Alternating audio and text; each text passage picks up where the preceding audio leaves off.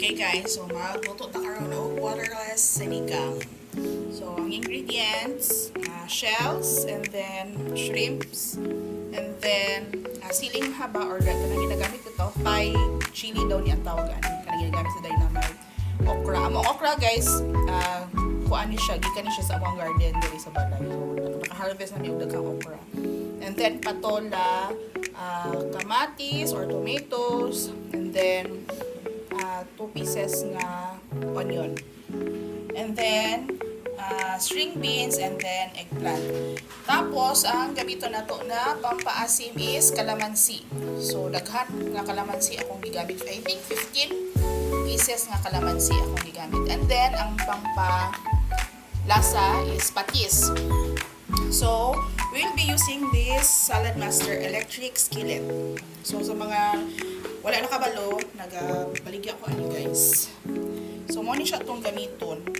I-preheat na nako ni siya sa 230 degrees Celsius. So ato siyang initon, and then pag init na siya, saka nato ibutang ang mga lamasers. Okay, so init na ni siya. Ato nang ibutang ang onions. Ilalagay na po natin ang ating onions.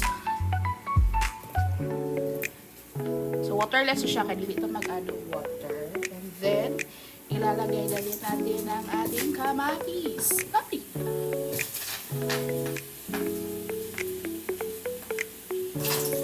Yan. Para matutosta siya. And then ilalagay na din natin ang ating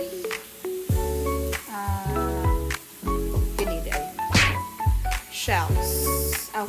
Di pa di ay. Takluban sa nato. Okay, so after ana, itong ibutang ang shrimps o ang shells.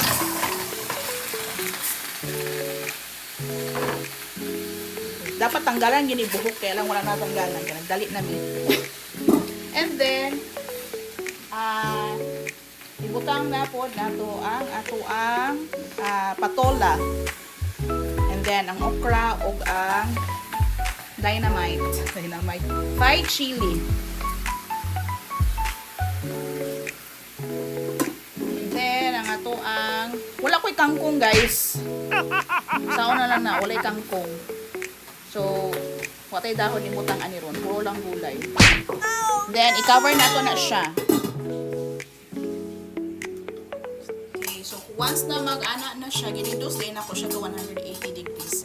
Pag mag-tingog-tingog siya, atong i-slowly kung ana. So, kita na to, medyo sugod na og sabaw ang ato ang sinigang. So, magbutang na ta sa katong kalamansi, guys, nga akong gibutang.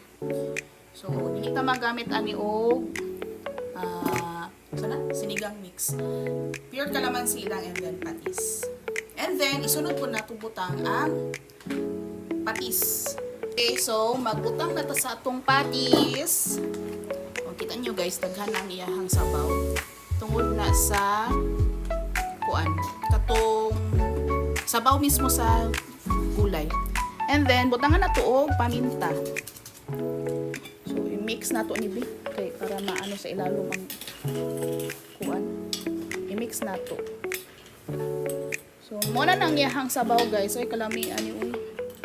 Wow! Ang sabaw. Ang daming sabaw ng ating sinigang. Wala ko'y kangkong, so, sinigang nga wala'y kangkong eh. So, takluban na po na to siya, balik. Ano guys, nagbukal na siya. Ay! Nawala ang so okay ni. So, luto na ang ato ang waterless sinigang. Waterless pero daghang sabaw. Tungod sa mga sabaw na sa iyahang guys, sa iyahang gulay.